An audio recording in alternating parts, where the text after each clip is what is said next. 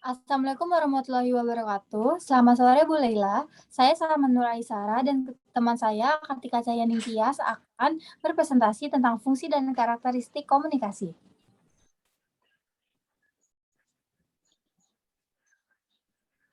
Baik, di sini ada ruang lingkup komunikasi yang akan dibacakan oleh Kartika. Selamat sore Bu Lela, di sini saya akan menjelaskan tentang ruang lingkup komunikasi. Pengertian dari ruang lingkup komunikasi yaitu suatu cara berkomunikasi dalam lingkungan, serta efek komunikasi terhadap persepsi diri sendiri. Dan ruang lingkup komunikasi ini memiliki dua penjelasan, yaitu yang pertama, media dan jurnalisme lingkungan. Media yang mengangkat sebuah isu alam dan juga lingkungan dengan melakukan agenda setting dan framing. Yang kedua, ada partisipasi publik dalam pengambilan keputusan lingkungan, yaitu partisipasi masyarakat yang sangat penting dalam melakukan pengambilan keputusan di lingkungan. Ketika keputusan sudah diambil dan disahkan, maka keputusan tersebut harus dilakukan.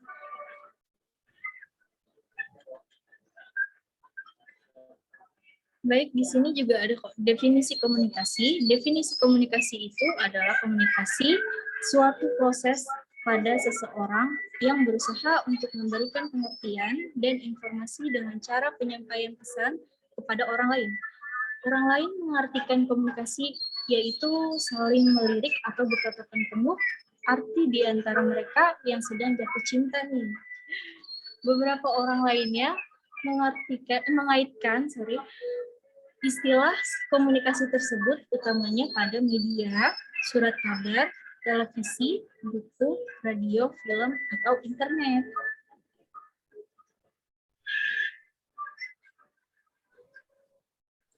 Definisi komunikasi ini ada beberapa menurut ahli.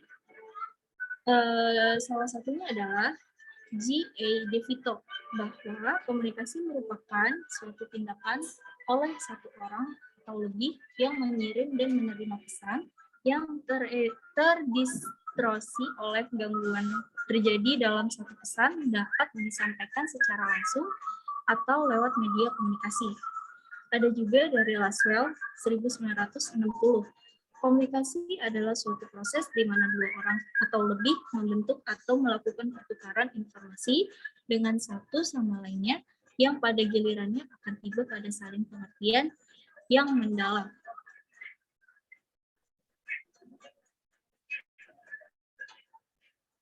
Laswell menjelaskan tiga fungsi juga nih, tiga fungsi komunikasi, yaitu pengawasan lingkungan, hubungan berbagai komponen budaya yang terpisah dalam masyarakat untuk menanggapi lingkungan dan juga transmisi warisan sosial dari satu generasi ke generasi yang lain. Menurut Anwar Arifin, komunikasi itu merupakan suatu konsep yang multi-makna. Makna komunikasi dapat dibedakan berdasarkan komunikasi sebagai proses sosial. Komunikasi pada makna ini ada dalam konteks ilmu sosial. Baik, selanjutnya akan dijelaskan oleh rekan saya yang bernama Salman Nur Aisara. Baik Bu, di sini ada tertera konteks komunikasi yang memiliki bagian-bagian seperti antar pribadi, kelompok, publik, organisasi, dan massa. Baik, habis ini kami akan menjelaskan tentang apa itu konteks antar pribadi, kelompok, publik, organisasi, dan massa. Pertama-tama, konteks komunikasi adalah indikator yang paling umum untuk mengklasifikasikan komunikasi. Berdasarkan konteksnya atau tingkatnya adalah jumlah peserta yang terlibat dalam komunikasi. Komunikasi antar pribadi adalah komunikasi yang pertama yang komunikasi antara orang-orang secara tatap muka yang memungkinkan setiap pesertanya menangkap reaksi orang lain secara langsung, baik secara verbal maupun non-verbal. Seperti komunikasi di adik yang melibatkan hanya dua orang, seperti suami istri, dua sejawat, dua sahabat dekat, guru murid, atau yang lainnya.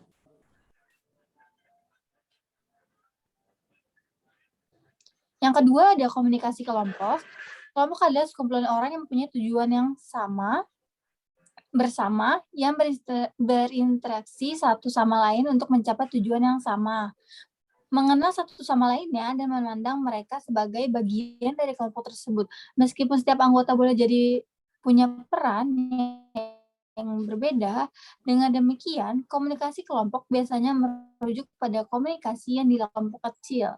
Komunikasi kelompok dengan sendirinya melibatkan juga komunikasi antar pribadi, karena itu kebanyakan teori komunikasi antar pribadi berlaku juga komunikasi kelompok.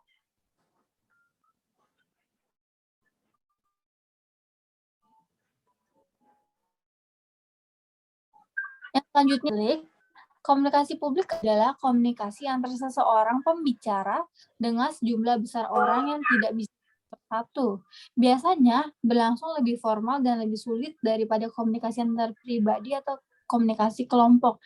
Karena komunikasi publik menuntut persiapan pesan yang cermat, keberanian, dan kemampuan menghadapi sejumlah orang besar. Umpan balik yang diberikan terbatas, terutama umpan balik bersifat verbal. Yang non-verbal lebih jelas diberikan orang-orang yang duduk di jajaran depan karena mereka yang paling jelas dilihat.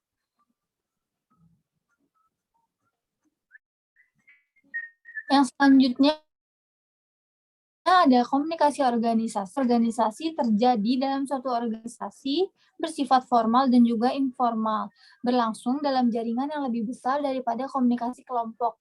Oleh karena itu, organisasi dapat diartikan sebagai kelompok dari kelompok-kelompok.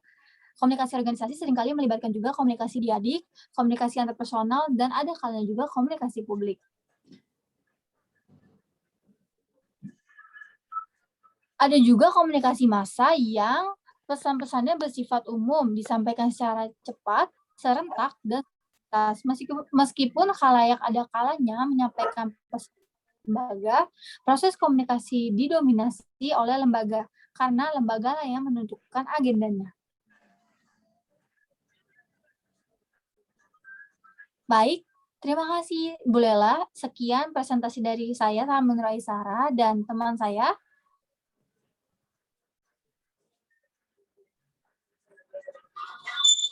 Terima kasih. Terima kasih, Bu Lela.